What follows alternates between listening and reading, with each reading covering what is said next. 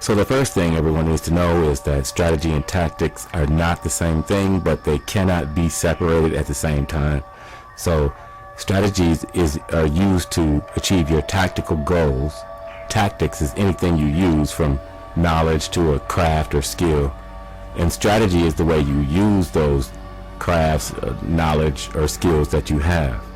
So you've been doing it all your life. You cannot have action without strategy and tactics. So action implies strategy, strategy implies tactics.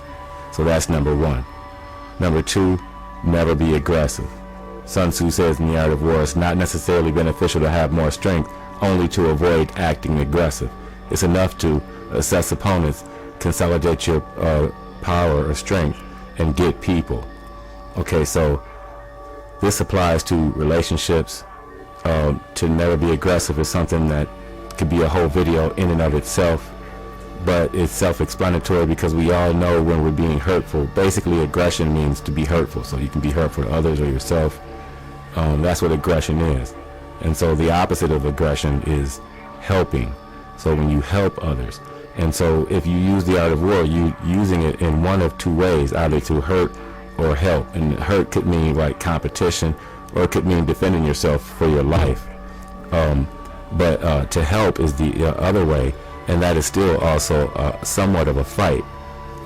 So it takes an artful application, like the art of war in the title, but has rules that are kind of scientific, but you use them artfully.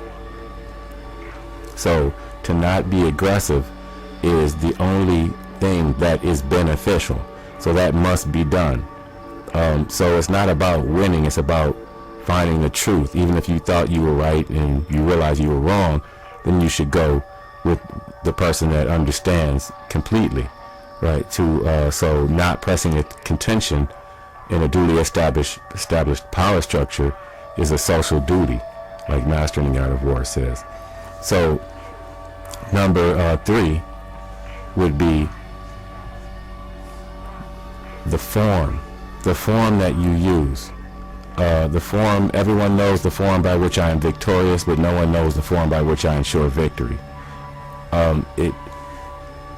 People should not know your motive unless you want them to. So truthfulness is used in a group. It requires truthfulness to lead that group, but deception is used to seek victory over your opponent. We all have the opponent within us, so this applies when you're even dealing with people that you love, but also in businesses, in any kind of relationship, co-workers, etc. Number 4, it's first is better than best, and this would be ground of contention in the art of war. What's advantageous is if you had it first, and advantageous for your opponent if they had it first. So you can't fight over it. Either you have it first or you don't.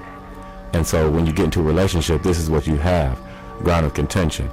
And a lot of men and women, when they get in relationships, they forget what their ground of contention is. Those are your first strategies that begin when you first meet and become interested, to when the door opens, when the door is fully open, when you walk in, and then when it closes behind you, you cut everyone else off, which is the goal of the superior strategist, is to block the way, ruin relations, cut off supplies. That's what you do when you commit in a relationship. So now that window, that whole little window in the beginning, is your ground of contention. And what happens is that relationships, people forget what that ground of contention, that their real foundation is, and they try to put out other strategies now, or change the strategies, make them new. You see, Coca-Cola didn't do that. When they tried, it failed, and they have to go back to their original strategy. McDonald's, Kleenex, these companies that have been around, Walt Disney, for 132 years, they have the same strategy. And that's important. It applies also in a relationship. You have to use those same strategies that made it happen, because that's what's going to keep it happening. Now, obviously, in the beginning, we all go overboard a little bit. Guy might spend a lot more money in the beginning. So the girl sees he rented a Lamborghini, but he's just a fireman or a police officer or something. Then she knows he just kind of went all out, and she can't expect that every year, right? But at the same time, it shows that he's willing to kind of go all out. He should still, spend and entertain, or whatever you want to call it, to keep things alive.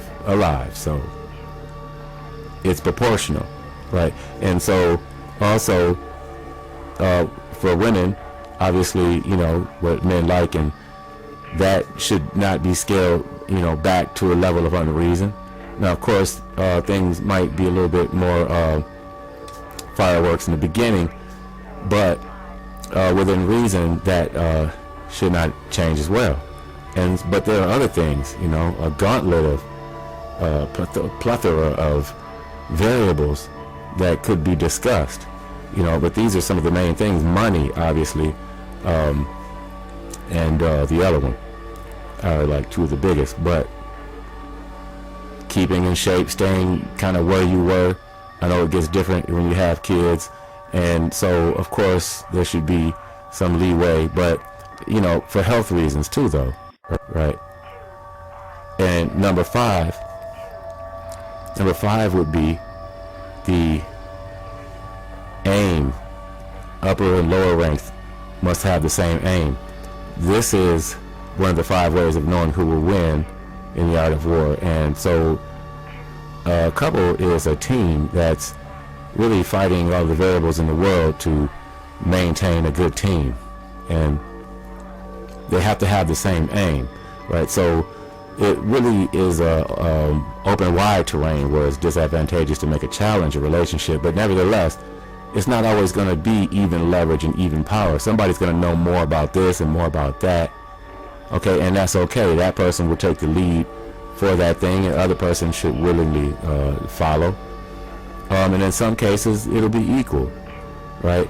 But what this means is that we still have to have the same aim, the same strategy, because if we don't work together to have the same ideas about what to do, then like a company, one thing will subsidize the other, and it'll be pulling in opposite directions, and be conflict of interest, and eventually fall apart.